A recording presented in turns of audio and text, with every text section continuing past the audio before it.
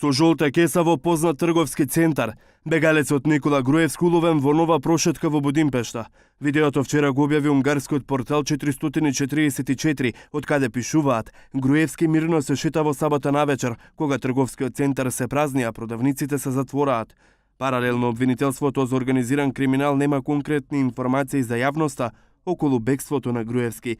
Во организиран криминал веќе се сослушани поранешните негови обезбедувачи, но блиските роднини на екс-премиерот Груевски нема да бидат испрашувани за неговото бегство. Во текот на оваа недела ќе бидат сослушани доста сведоци во таа насока, а се надевам дека исто така во текот на оваа недела ќе бидат преземени доказите кои беа барани од Република Албанија.